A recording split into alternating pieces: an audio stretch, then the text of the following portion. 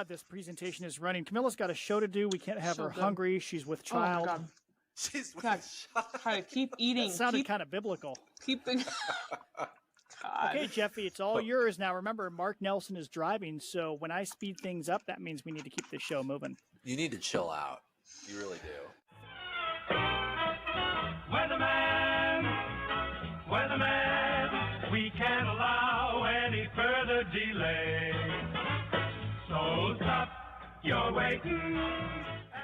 Hey everyone, thanks for joining us for another episode of the Fox 12 Weather Podcast. Today is Wednesday? Nope, Thursday. August 1st. Gosh. I am taking a day off. I'm meteorologist Jeff Orgeron, so I've lost the track of days. I'm joined by Camila Ortiz. Hey Camila. Hello. And Chief Meteorologist Mark Nelson. Hey Mark. Hey, Jeff, see, you just shouldn't take so many days off. That would make that easier. You'd know what day it was. Come Brain function. All right, we're good. Let's host a podcast here. Okay, All right. let's do it.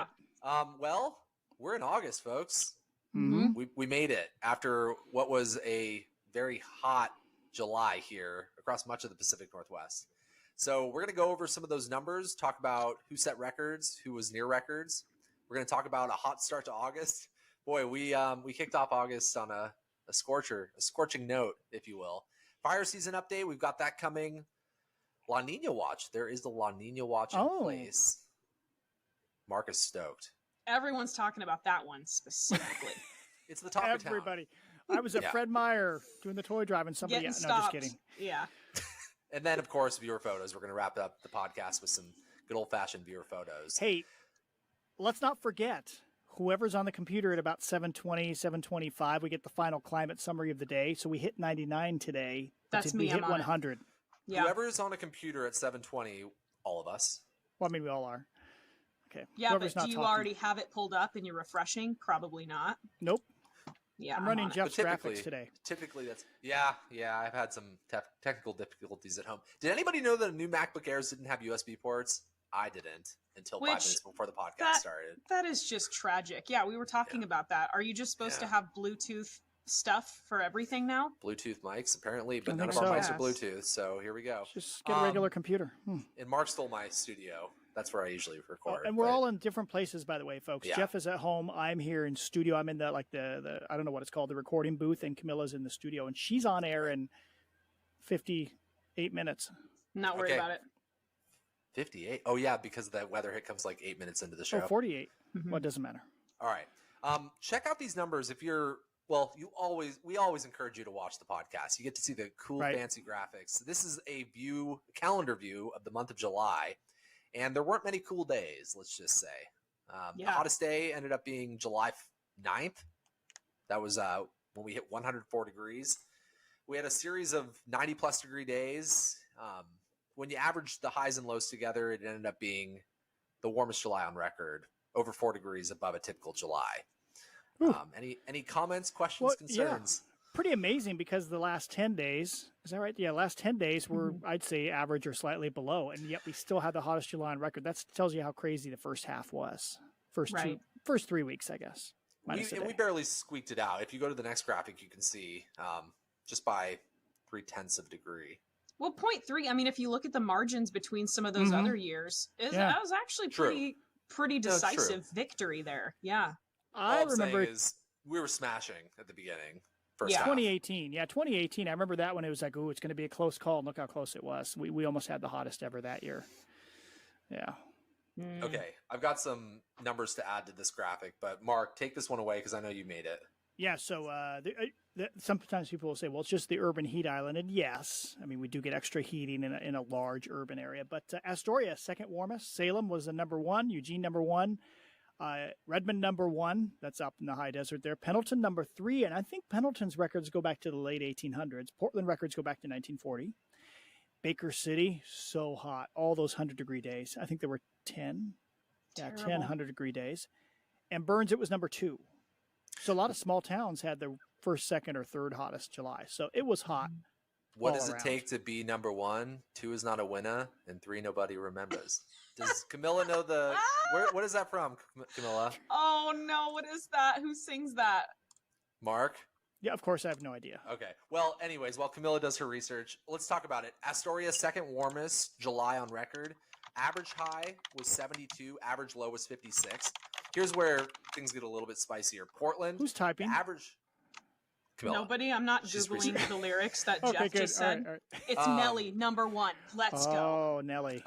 Portland, 87.8 degrees was the average high. The average low was 61. Wow, wait, the average high? I didn't notice that. 87 point what? 87.8. So basically 88 degrees. Wow. Yeah. Okay. Jeez. Salem averaged a high temperature of 90.5. An average low of 58. Eugene averaged a high temperature of 90.7 and an average low of 54. Interestingly enough, their average low temperature for the month was ranked 11th warmest. So it was actually, they didn't have very warm nights on average, rather. Mhm. Redmond, average high 94.8. Average low 50.7. So it was really hot out in Redmond this past month. Pendleton, average high of 95.1. Average low of 60.7. Baker City, average high of 94.9. So essentially 95 was the average high and average low of 51. And then Burns, average high of 95.7. Average low of 51. So that's yucky. It was real hot east of the Cascades. Yeah. So yeah, glad that we're done with July. We're moving on to August, but it's not much better. It's no different. Yeah. Yeah, in the short range forecast, we hit. Well, it sounds like the preliminary high was 99 today. Camila. Yep. Camila, we're waiting on that. Let's see. Yeah, we haven't gotten the 722 climate report yet. Well, sometimes it's a 7:31 climate report. Yeah, true. So sometimes. Well, we'll still be on air. We'll still be recording, so we'll keep on it, folks. We'll get the breaking news there. Yeah. So August is typically our warmest month. The average high temperature at the beginning of the month is 84. The average high temperature at the end of the month is 80. So we're peaking right now, Jeff, in terms of heat. Did you know what's the difference between August and July? The average the average temperature. That you said August is warmest. Do you happen to know the difference between the two? Because I do, but like the overall temperature. Yeah. Ooh. It's not 0.4. 0.4. Okay. That's it. 0.4 degree. I thought that was the difference in precip. No, that's coming up next graphic right here. Oh, okay. Sorry. 0.4 is the difference. So I mean, and the precip there, a half inch is July, right? 0.50. Oh, so right? It's 0.04 difference for precip. Negligible is what you're saying. It's yeah. They're both comparable months are pretty much the same nowadays. I thought when I first started 30 years ago that July was noticeably warmer. Or, I mean, a little bit hotter. I always had it in my mind that July was hotter, but August have been really hot the last 10 years. And the hottest temperature ever recorded in the month of August, it happened last year, 108 degrees. I remember. Yeah. And what was interesting was it didn't get a whole lot of attention because of people were still thinking back to 2021. Oh, right. Remember? And it was like, well, that would have been the all-time record had 2021 not played out. Right. Yeah. Right. So, oh, by the way, really quick, worth mentioning, the warmest night that we've had, 73 degrees. That's a warm night. That's a really warm night. And we'll be close to that. Look at the rain there, 1968, the wettest August. That did surprise me. 4.5 inches of rain in August. Was that thunderstorm? I don't know. I meant to look. Maybe when you move on to the next graphic. No, hold on. Mark, can you please share the story that you shared on air earlier today with that 1968 news stat? Jeff, I was realizing, like, wait a minute, I was born in the spring of 69. So I realized, and I said this on air, I thought, wait a minute, I was conceived in the wettest August on record in Portland, because it would have been, if it's 9 months, it would have been early to mid-August. So, my parents owned an orchard. Maybe it was a rainy day. Just went ahead and said it. Just went ahead, just no thought, just went for it. I will never forget that 1968. Summer of 68. All right, Mike. Well, spring, right? Or summer, yeah. Okay. Yeah. That's 9 months later. I was born in early May, so there you go. Felt like spring. All right. Anyways, let's see. Okay, so this is the latest watches, warnings, advisories map from the National Weather Service. A lot of heat going on across the United States, but of course we're focusing in the northwest corner, and I see in orange heat advisories. I see in maroon excessive heat warnings, particularly in eastern Oregon and eastern Washington. And there are some red flag warnings, which it's tough to see, but they're more like the violet pink kind of shades. And that's important to bring up because I believe I haven't looked closely, but the red flag warnings are probably related to some lightning potential coming our way. Possibly, or maybe heat. Or maybe wind. Yeah. Maybe, yeah. I think next year, isn't next summer when they're going to change these, and they'll be standardized in a bit more, so we won't have so many colors, right? And the titles are going to be a little bit more straightforward too. I think it's just going to be heat warnings and just what level of heat warning and heat watches. I think that's it, right? Yeah. That'll be better. Too many words. 2025. Yeah, that's when it was supposed to roll out. All right, so we're looking at the upper level weather pattern. The warmer shaded areas, the reds, the orange, those indicate higher than normal heights, a taller air mass, if you will, creating more heat. The heat ridge, if you will, that Mark is kind of, bringing his cursor over right now over the western United States. So this is a snapshot of tomorrow, late afternoon, evening. Big heat ridge building, basically over the Intermountain West in the Great Basin. Right. Centered over Idaho, Nevada, and Utah. Yeah. But it's such a large heat ridge that it's extending over the west as well, West Coast. So we're very much under the influence of it. And then a long range, not long wave. Don't go there. Keep on. Long wave trough well over the Pacific Ocean off to the west. That's really not influencing our pattern much. But really quick, Mark, go back. You see a little disturbance there over California? Well, over here. Oh, I'm sorry. Yes, over LA, Santa Barbara. We need to keep that in mind. Okay. So where's it going to go? We're going to move forward in time, right? I have folks haven't seen these graphics. Oh, so the next day. I mean, it's not very visible, but there's a little short wave trough right there. The heat ridge kind of meanders to the east a bit, and that keeps us under that southerly flow, which is important. Next slide, please. This is Saturday afternoon, and then this is Sunday afternoon. Yeah. Which you can't really see that short. The disturbance would be up here. Yeah, more so over like western Montana. There. So there. The heat does look like it's going to back off. You don't have these really impressive upper level or geopotential heights over the region. So I think the peak of the heat happened today. If you guys would probably agree, I think you guys would agree for sure. And then kind of backs off, but still stays pretty warm for this time of year. So we can just keep going. The heat ridge doesn't really go away. That's Monday, late afternoon. Ridge is building over the Four Corners region. It looks like Tuesday. Kind of a separate ridge building over the Eastern Pacific at that point. And what you can't see is off the map here, off the chart here, is it's also developing quite strongly up in, I think, Eastern Alaska and Yukon up to the north. Yep. An upper level high. A little weak trough kind of over the Pacific Northwest as well. Tuesday. Tuesday, late afternoon. And then we get into Wednesday, late afternoon. Ridge is building to our west. I threw in some low clouds in the forecast Tuesday and Wednesday mornings. Figured marine layer with this trough swinging by. Yep, totally. So we went a little cooler Tuesday, Wednesday. There's the Euro. Am I getting into your zone here? I don't want to.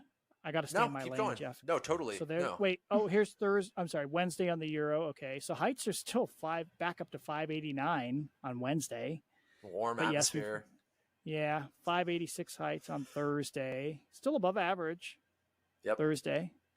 And then Friday. This is the last. I think this is the last slide here for upper. There was some disagreement among the models. Some had a little more ridging, others had more troughing. But it's a slightly different look than we've had lately, which is interesting. By the 9th. The bottom line is we have a stretch of heat. It may not be extreme, but it does. There are no substantial cool downs coming. I mean, we're talking upper 80s and low to mid 90s for the foreseeable future. Just wanted to show you average high for this time of year, 84 degrees. We're peaking. We've talked about this.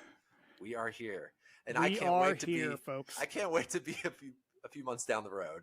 About September, here October. Is okay. Yeah. Nah, don't want to be here. How about here? Is nice. You know, there though, 70s Mark. would be great. I'm a little nervous what fire season is going to be doing in the early September range. You think? I hope that we can have some. We got rain a problem. By then. Well, we don't know we never know about September, because what if we have a week of cool showery at the end of August or the first week of September? Then we're probably okay, even if it gets warm again in September. But man, if this pattern continues for another month, it's going to be terrible. Yeah. You know what that reminds me of, though? If we have a few showers and whatnot, then all of a sudden we might start to get some inversions thanks to a little bit more moisture. And if there are any local fires burning and bringing some smoke into that inversion, we had that what was the fire burning up near Camas, north of Camas? Nakia Creek. Nakia Creek was that fire. last year or 2 years ago? Yeah. That started bringing some smoke in. We were getting like into the inversion season. Anywho, that's just a side note. Yeah. All right, we're looking at 850 millibar temperatures. So this is at 5,000 feet. Down here. Yeah. We like to follow the green line when it gets beyond like 5 to 7 days because that's the ensemble mean and it's a little bit more reliable. Safer. Yeah. And if you look at the left side of the screen there, guys, 15 to 20 degrees Celsius, that kind of just gave us a range of temperatures that we might hit if we're seeing those 5,000 foot temperatures in that ballpark. So anyways, for the foreseeable future, it's very warm, if not hot. I think the long-term average for August is maybe 14 degrees. So these are all at or above average, at least for the next 10 days. And that's the European ensemble outlook. So we'll look at the GFS to see if there's any agreement with that. Pretty similar. Yep. And then, are we all still here? Yeah, I hope that... was that Gordon? I hope nobody cursed while we were podcasting. No. We can blur it out. You know what? We the have word sound was effects. chippy. The word was chippy for clarification. Chippy. Yes. Oh, okay. Yeah. Yeah, we're good. All right.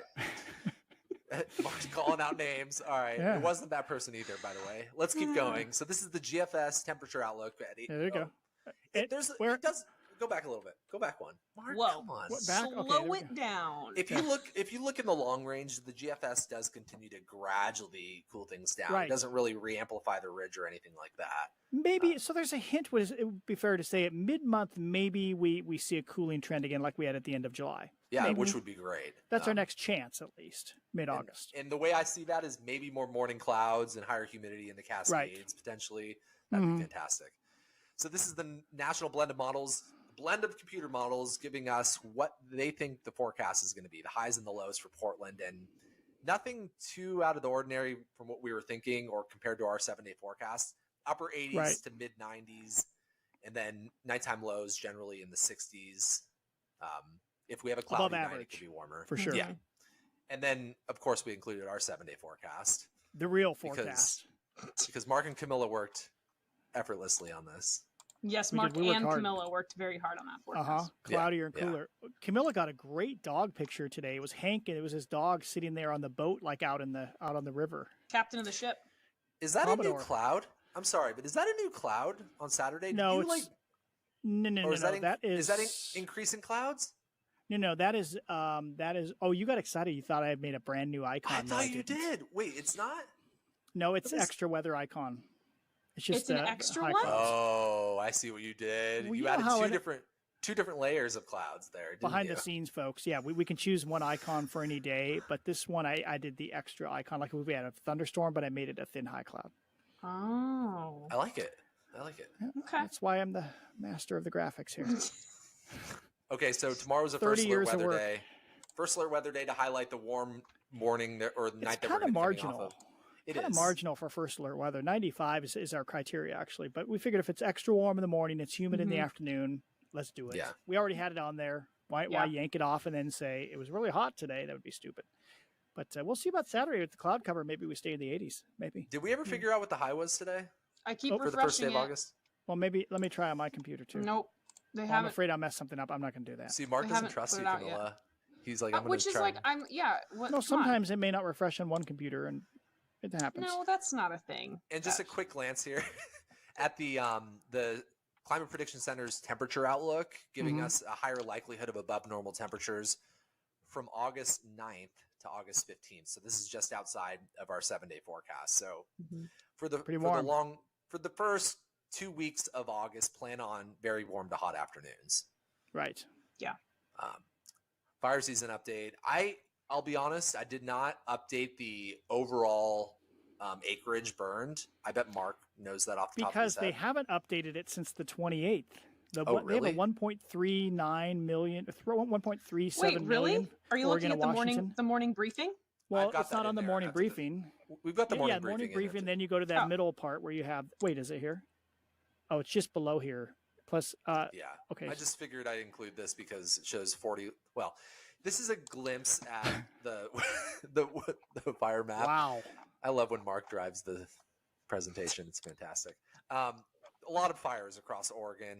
There are some across Washington, but there are many more across Oregon.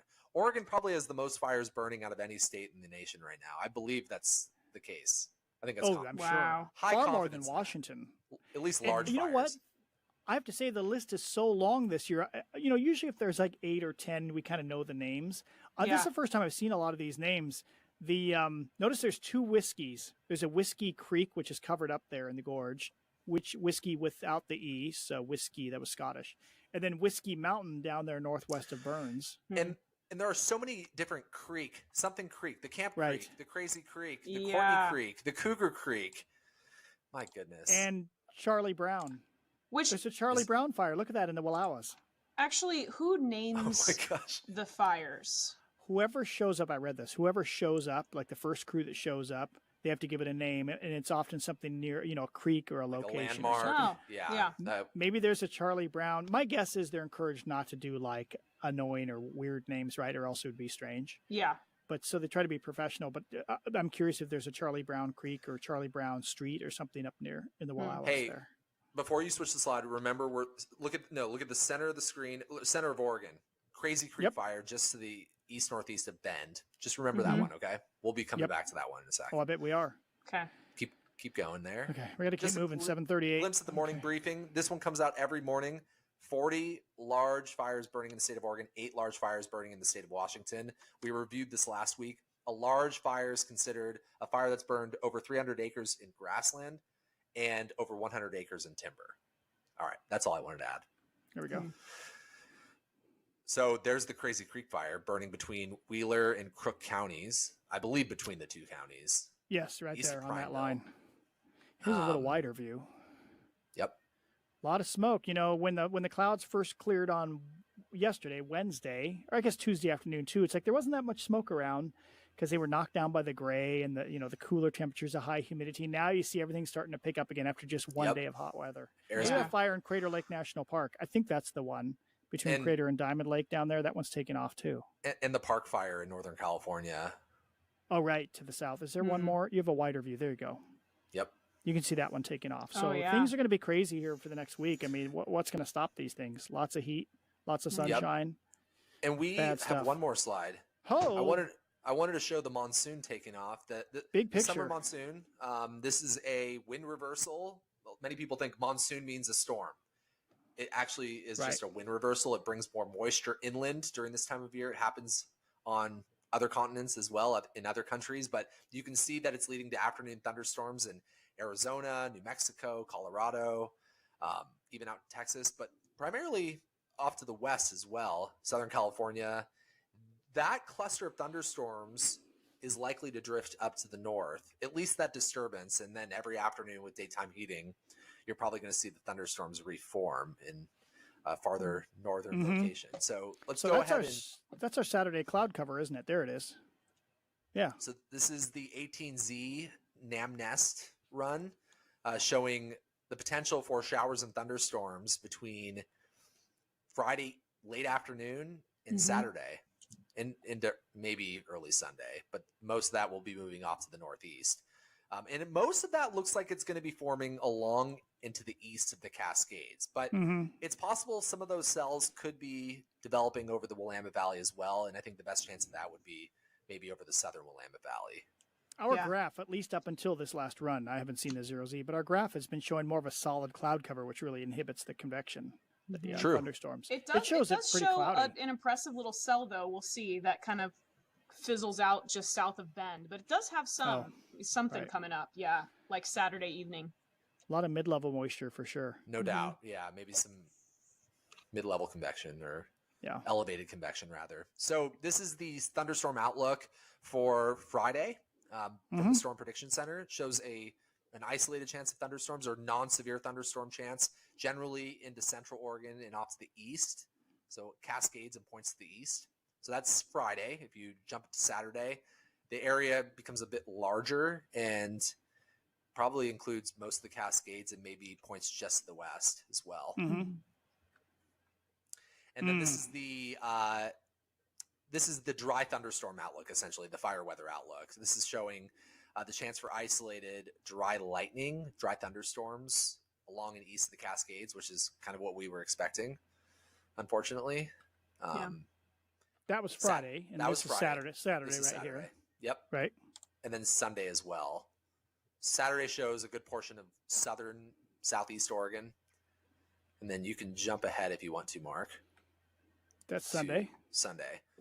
So it really, I mean, the Storm Prediction Center leaves most areas west of the Cascades out of that dry lightning potential. But I mean, that's a big part of fire season is how many more fires are going to break out. And we hate to see more thunderstorm potential this time of year in our dry vegetation or over our dry vegetation. So let's get into this La Nina watch. Okay, wait, pause. Before we dive into this, we do have breaking weather news for our Portland, Oregon climate summary for August 1st. Mark's fingers are crossed. I know it. Sorry, Mark, 99. 99 was it? The official word. All right. But it's still, it's still a new daily record, beating out 98 from 2015. So, do you have the forecast sheet there, or did I grab it back, Camilla? I do have it. What was the noon temp? Or I guess you could just look at the obs, but of course, that's the one temperature that you didn't jot down. But it's okay. It's okay because I have the other thing pulled up. It wasn't important. I was like on a bike or something, or in the pool actually. It was 83 at 11:53, and then 86 at 12:53. So we went up 16 degrees after noon. That's good. That's a good rise. Yeah. Yeah. All right. Thanks for filling us in, Camilla. Of course, anytime. That was the one big job of the day, was for one of us to do that. I am a reporter at heart. I can handle the breaking stuff. Let's talk La Nina. Jeff, am I permitted to talk? You're permitted. Okay. Yeah. Wait, I don't know. Okay, keep going. I think we're going to go through this pretty quickly because you're not listening to this at 7:43 p.m., but Camilla's on in about 16 minutes. Yeah. So we're going to fly through this like nothing you've ever seen before. Because you know what? We have all the rest of August and September and October to talk about La Nina. So the official, we're under a La Nina watch, a global La Nina watch. ENSO neutral conditions are present right now. We are not in a La Nina, which is a cooling of the tropical Pacific, or a El Nino, which is a warming. But the official statement from the, is it from NOAA? Yeah, from NOAA. They expect ENSO neutral to continue. But La Nina is favored to develop from in the next 3 months here. 70% chance they figure, and they think that will persist into the Northern Hemisphere winter, this coming winter. And that they update that statement, notice down below, updated once a month. So I'll be curious to see if those percentages, the chances go up or down. Eastern Pacific has cooled. So this is, you read from top to bottom, 1 year. This is 1 year's worth of tropical Pacific temperatures from off the west coast of South America all the way over to kind of the maritime continent area there, like Indonesia and out there. So you do see, if you just go from top to bottom, look how the warm temperatures have cooled. Now it's below average across the Eastern Pacific. A good chunk of the Eastern Pacific, not all of it. You can see my cursor, right? Yeah, right here. But it's interesting. It isn't any cooler here now than it was 2 months ago. Isn't that interesting? In early May, it cooled off pretty dramatically, but now it's kind of leveled out. Interesting, huh? Yeah. Okay, and then here's just the big picture from space, the coral reef watch, the sea surface temperature anomaly. And much of the Pacific is above normal, but you kind of see that signature of cool water upwelling there. Well, not upwelling, but coming along the coastline. Not the coastline, the equator.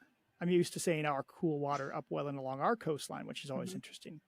So it does kind of have that look like it's trying to do this La Nina stuff. You'll see in a strong La Nina, lots of blue here. So it's trying. In fact, if you look, this is an interesting one too, where you're looking from the surface of the ocean across the Pacific. From the right side is out near Ecuador, and the left side is way out there, like I said, kind of near the maritime continent area. So you're looking all across the tropical Pacific, the surface down to, I assume these are in meters, 300 meters. And you see there's a lot of cooler than average water at depth down below, but only some has surfaced. Thoughts? None yet. Okay. So then... I'm deep into the graphics, so I can't see your faces very well. But last 4 winters, just a reminder, I have little dots over here on the right. We had 3 La Nina winters, and then this last winter was an El Nino winter. Before that, we'd had a neutral winter, 1920. We had an El Nino winter, and we'd had 2 previous La Nina winters. That goes back almost 10 years. 1, 2, 3, 4, 5, 6, 7, 8. There you go. So just for some perspective. Now, this is interesting. This is a plume of models using that middle part of the Pacific, tropical Pacific, called the Niña 3.4 region, sea surface temperature anomaly. And this is what's going on right now. versus what the models think happens during the winter. You see the October, November, December, January, February, all the way through the beginning of next spring. What do they think is going to happen? I think the big picture is they're all trying to either go into staying in neutral or they're going into a La Nina. It is interesting. None of them have a strong La Nina right now. Some have a moderate La Nina here, but the dynamical model average says a weak La Nina winter is ahead. Can you go back really quick, Mark? Sorry, Sure to the past few winters. I just want to see. Okay, so we had a weak La Nina in 2022. Right, weak. Actually, weak, and are those all considered weak? Once you get above a -1 would be a moderate. On the edge of weak to moderate all 3 years, really. Okay, cool. None were strong. Wait. Yeah, none were strong. Yeah, you're right. Yeah. Okay. Although strong La Ninas are somewhat rare, I think. Okay, so the statistical model average, which is the green, they say, oh, we stay in neutral territory. We don't actually have a La Nina coming. Interesting. I don't think they showed that last month in the June plume. These come out typically about mid-month. And it's lots of different models you see, like my favorite, the Euro is in there. And then some of the Weather Service, some of the USA's models are in here. Where is it? Is that the GFDL? NCEP, CFS. There you go. Is that one. So interesting. Some say we're going to go into La Nina, some don't. Not only do we have animating 500 millibar maps sometimes, but the first ever on our podcast, first ever appearance of the Euro seasonal sea surface temperature animation. Wow. For the next that is 6 like months. Peak Mark animations. Look at that. It's pretty nerdy. So, yeah, this is the equator, 0. We all learned that, right? In grade school, 0. And you see, this is now, look how with the Euro, it kind of fades it away. It sure does. Euro is neutral. Yeah. It's really interesting. Most of the North Pacific stays quite warm. La Nina never really develops and fades by winter. That's one model run. I looked at the Canadian CANSIPs, which just came out, and it did show La Nina for the next few months, but it fades it during the winter to flat again. I mean, to neutral. So we'll see. You know what's going to be fun? What? Answering what can we expect in a neutral year questions. And then you just throw the dice up and then get the dartboard out. Because, we really don't know. Yeah. Camilla, you were the one that I think pulled this photo initially. Am I correct? Yeah. This Look was at that. really cool. So we're in viewer photos, by the way, if you're just listening. We just moved there. Outline, Yes. viewer photos, we're moving on. We're wrapping this up. But yeah, this was awesome. So Look at that. cool. Yeah, so we're seeing, I mean, of course, this is Cannon Beach if you're listening and not watching anyway. So you can see Haystack Rock in the background. It's a beautiful day, blue skies. You've got some thin, high cirrus clouds, and you can see how they're just like kind of getting stretched by the upper level winds. So cool. I love when that happens, and they look kind of streaky. Camilla, you did a great job painting the picture for all those listeners. Thank you so much. You're welcome. It's very blue compared to today with a little bit of that fire smoke overhead. That's the beautiful blue we're used to, right? Thanks, Sandy. Yeah, that was great. For sending that one in. So this was a sunrise shot taken at Sunrise Park in Troutdale. Thanks to Mark Nelson. Some great color out there. Not related. No, I noticed a different Nelson. Nelson O-N. Yeah. O-N is different, Not E-N. And then finally, probably the best shot. Yeah. This was insane. This looks like it was made on a computer screen. Steve sent this in a couple days ago, and he actually tagged both Mark and I on Twitter. And I was like, all right, we're showing that on everything. So amazing. Thanks to Steve for sending us. And he was out in Wasco. He said he was near Wasco, Oregon. Right. Wasco County as well. See the Aurora Borealis. Yeah.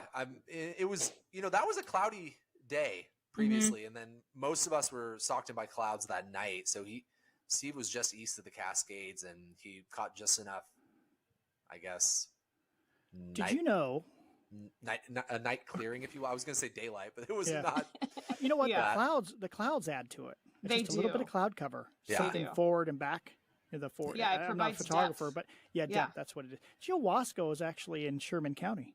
Oh, is it? I just now thought of that. Well, no, you said that, and I'm like, yeah, that's right. Then I thought, no, actually, yeah, isn't that weird? It's over in Sherman County. Why isn't it in Wasco County? Oh, because it probably was part of Wasco County once.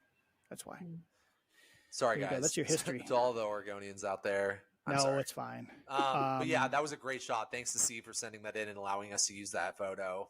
And thanks to everybody. If you ever want to send in a photo and get it featured on the podcast or on social media, kptv.com/weather, and there's a submit photos tab.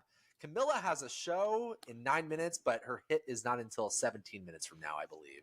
So you have a little time. I don't know. It's a first alert weather day, Jeff. I Oh, bet are she's you at up? the top of the show Did they stack every. you higher? Let's see. I am every show, Jeff. at exactly 8:07. Okay. Okay. Oh, So I was close. I was You were close. close. I You're guess close. you got bumped down a bit. Hey, great to see you guys. Good Yeah, to it was see fun. you. Fun as Yeah. always. This is a very efficient, good podcast. Remember, you can watch it You're waiting. on our Fox 12 now, which is on our app. 2 o'clock on Fridays. You 2 o'clock can on see it Fridays. on various places. YouTube, you'll be able to see it on YouTube or also on our weather page on kptv.com. So thanks to everybody, of course, for joining us here on the Fox 12 Weather Podcast. We'll be back next week. See you soon.